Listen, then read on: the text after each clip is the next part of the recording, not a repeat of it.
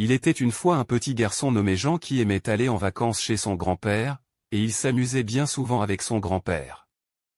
Un jour, Jean dit à son grand-père, « Grand-père, quand je serai grand, je veux être un homme qui réussit. » Son grand-père fut tellement heureux et touché qu'il décida de lui offrir un cadeau spécial, un cadeau de la sagesse de la vie. Le grand-père donna à Jean 2 plantes, l'une est plantée dans un pot à l'intérieur, et l'autre est plantée en pleine terre à l'extérieur. Grand-père lui demanda alors, « À ton avis, quelle plante poussera le mieux ?»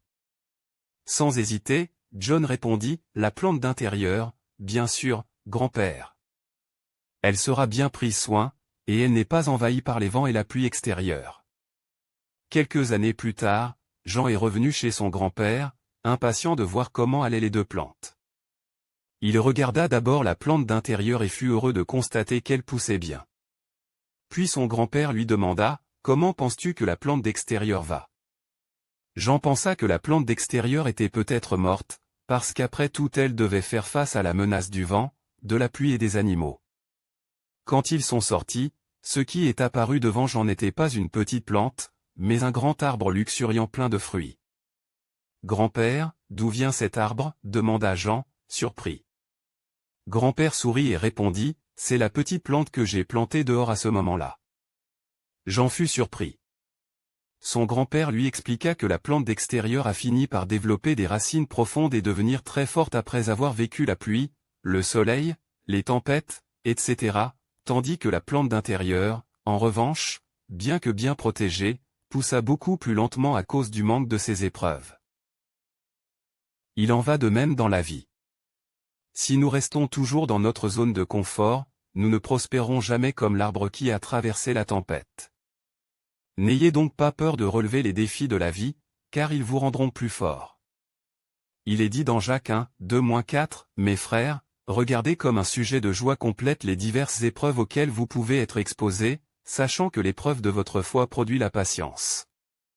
Mais il faut que la patience accomplisse parfaitement son œuvre, afin que vous soyez parfaits et accomplis, sans faillir en rien. » Dieu nous façonne à travers les défis, tout comme les tempêtes renforcent les racines des arbres.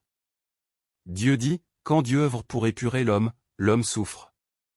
Plus son épurement est grand, plus il possédera un cœur qui aime Dieu et plus la puissance de Dieu sera révélée en lui. Inversement, moins son épurement est grand, moins il possédera un cœur qui aime Dieu et moins la puissance de Dieu sera révélée en lui. Plus son épurement, sa douleur et son tourment sont intenses, plus son amour grandira, plus sa foi en Dieu sera authentique, et plus sa connaissance de Dieu sera profonde. Dans tes expériences, tu verras que ceux qui souffrent grandement lorsqu'ils sont épurés, et sont beaucoup émondés et disciplinés, ont un amour pour Dieu profond et une connaissance de Dieu plus approfondie et pénétrante. Ceux qui n'ont pas fait l'expérience d'avoir été émondés n'ont qu'une connaissance superficielle, et peuvent seulement dire, « Dieu est si bon, il accorde des grâces aux gens afin qu'ils puissent profiter de lui. » Si les gens ont expérimenté le fait d'être émondés et disciplinés, alors ils sont en mesure de parler de la vraie connaissance de Dieu. Donc, plus l'œuvre de Dieu en l'homme est merveilleuse, plus elle a de valeur et plus elle est signifiante. Plus l'œuvre de Dieu est impénétrable pour toi et plus elle est incompatible avec tes notions, plus elle est capable de te conquérir, de te gagner et de te perfectionner. La signification de l'œuvre de Dieu est si grande. Quels que soient les défis auxquels nous sommes confrontés en ce moment, n'oubliez pas que c'est la façon dont Dieu nous façonne et nous perfectionne. Comme Dieu le dit dans la Bible, « Car je connais les projets que j'ai formés sur vous, dit l'Éternel, projets de paix et non de malheur, afin de vous donner un avenir et de l'espérance. » Jérémie 29, 11.